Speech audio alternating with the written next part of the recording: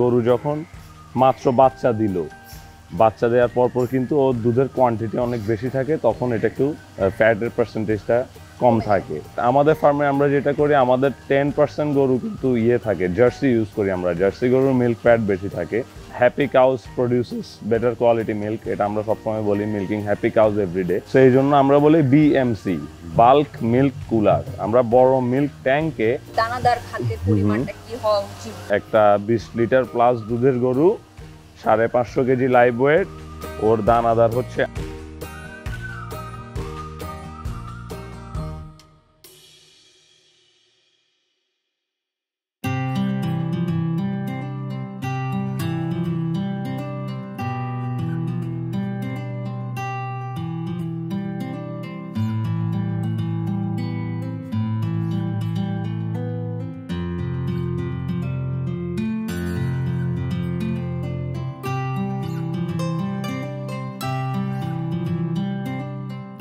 আমরা দেখেছি যে অনেক খামারি ভাইয়েরা অনেক কষ্ট করে গাভী লালন পালন করছে, দুধ বিক্রি করে অনেকে কিন্তু তার পারিবারিক চাহিদাও মেটাচ্ছে।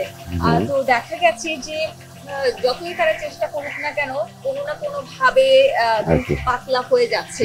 আর দুধ পাতলা হলে তার দামও কম পাচ্ছে।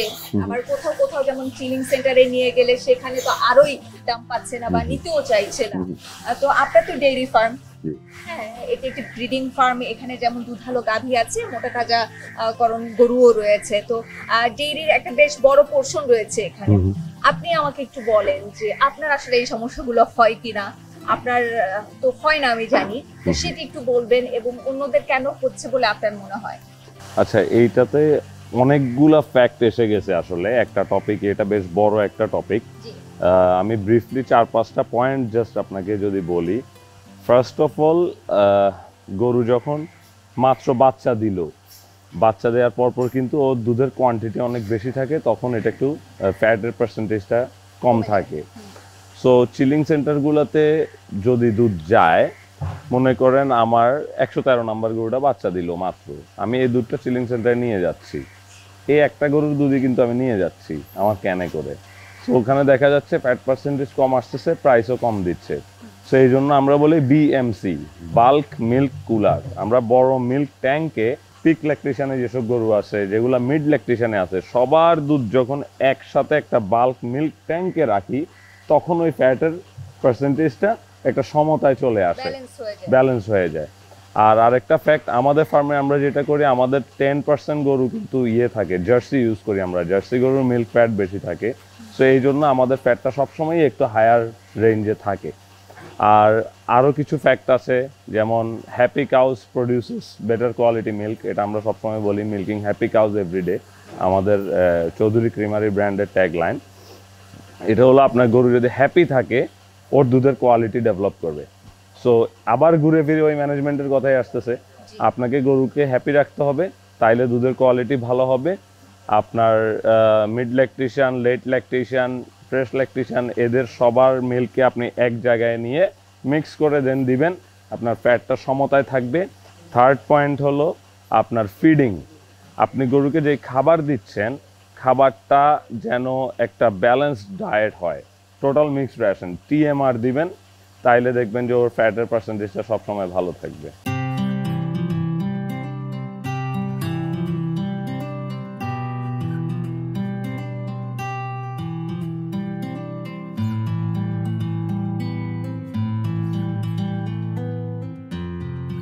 আমরা অনেক সময় শুনতে পাই যে ঘাসের পরিমাণটা বাড়িয়ে দিলে এই সমস্যাটা হচ্ছে, পাতলা হয়ে যাচ্ছে, এরকম একটা ব্যাপার।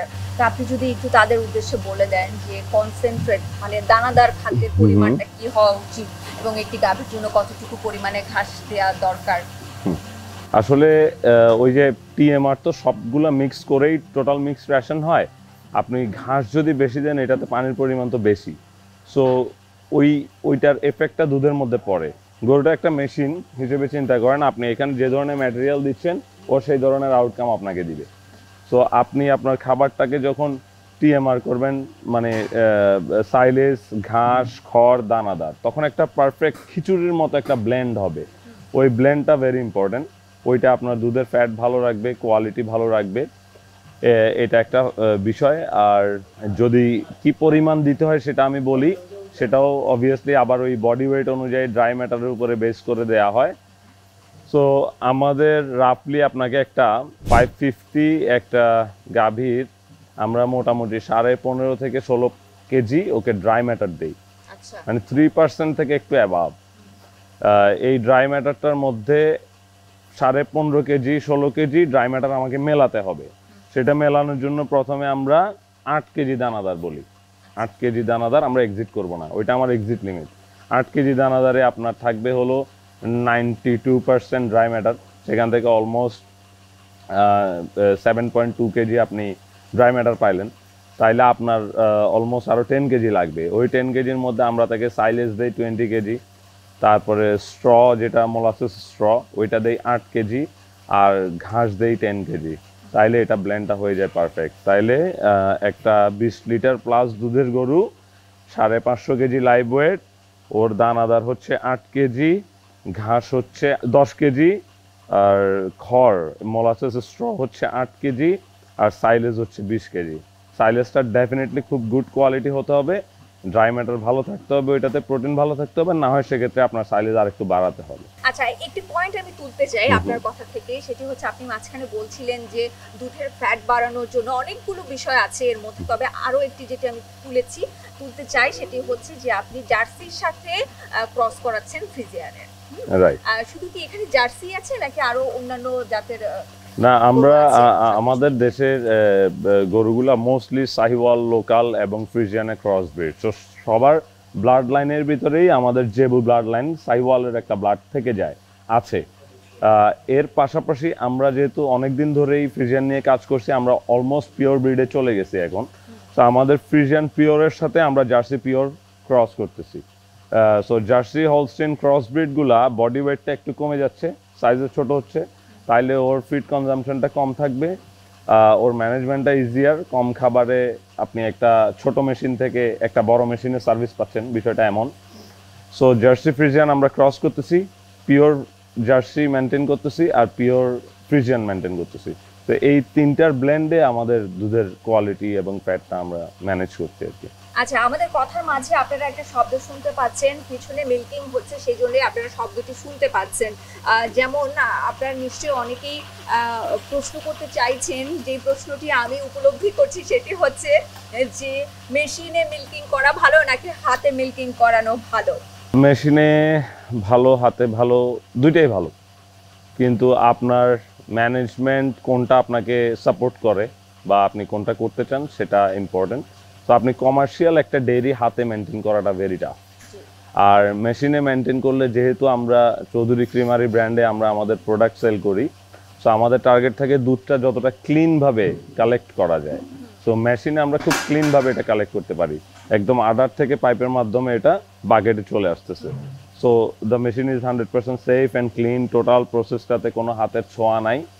সেকেন্ড হলো, গরু কিন্তু যেই হরমোনটা রিলিজ করে তার মিল্ক প্রোডাকশনের জন্য এটা আপ টু 10 মিনিটস এটা থাকে। সো 10 মিনিটসের মধ্যে আপনার, আমাদের কিছু গরু আছে 35, 36, 38, তো এইটা কখনো আপনার এক বেলায় যদি 16-17 লিটার দুধ হয়, এটা কখনো 8 মিনিটস ইজ রিয়েলি টাফ। হ্যাঁ, অনেক এক্সপার্ট যারা মিল্কার হাতে দোয়াইতে পারে ওরা হয়তো পারে, বাট মেশিনে খুব কুইকলি 8 মিনিটের ভেতরে আপনি ওটা নিয়ে ফেলতেছেন। এটা গরুর জন্য রিলিজ, অনেক আরাম পায় তারা। সো এই জন্য আমি মনে করি কমার্শিয়াল ডেয়ারি ফার্মগুলোতে মেশিনটা বেস্ট। আর মেশিনে ওই যে একটা, এখনো আজকে কিন্তু অনেক দিন হয়ে গেছে আমরা মেশিনে চলে আসছি বাংলাদেশে, 5-6 ইয়ার্স, যেটা হচ্ছে সবার একটা সন্দেহ যে মেশিনে রক্ত চলে আসবে, এইটা ওইটা আছে এরকম। এটা একদম ভুল ধারণা। এটা কিন্তু সাক করে না, এটা টিটটাকে স্কুইজ করে। সো সে যখন জাস্ট এরকম পাম্প করে স্কুইজ করতেছে, সো এখানে ব্লাড আসার কোনো রিজন নাই।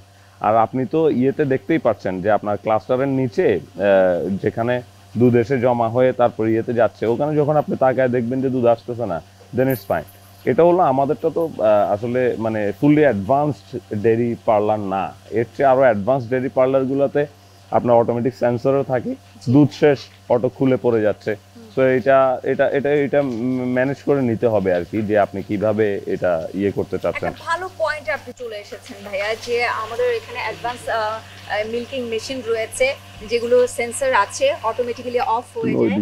কিন্তু এই ধরনের মেশিন আমি দেখেছি অনেক খামারেই ব্যবহার হচ্ছে, বা এর চাইতে আর একটু কম। আমি দেখেছি যে অনেক জায়গায় আপনারা এই ধরনের মেশিন বিক্রি করছেন। আমি একটু আপনার কাছে জানতে চাই ভাইয়া, এসব মেশিনে যদি কোনো রকমের ওলট পালট হয় তাহলে সমস্যা হওয়ার চান্স থাকে কিনা? হ্যাঁ, ওলট পালট হলে অবশ্যই সমস্যা হওয়ার চান্সেস থাকে। আমি আপনাকে এখানে একটু দেখাই পার্লারে। আপনার এটা হলো পালসেটর। হ্যাঁ, এই পালসেটরের মধ্যে যে টিক টিক টিক টিক শব্দটা হচ্ছে, মানে কতবার সে পাম্প করতেছে ওই সাউন্ডটা এখানে হচ্ছে। ওকে, এই পালসেটরে, তো এই পালসেটরের সাউন্ডটা দেখে আপনাকে বুঝতে হবে, যেমন আমাদেরটা মিনিটে 80 টাইমস, 1 মিনিটে 80 বার সে পাম্প করতেছে, এভাবে সেট করা।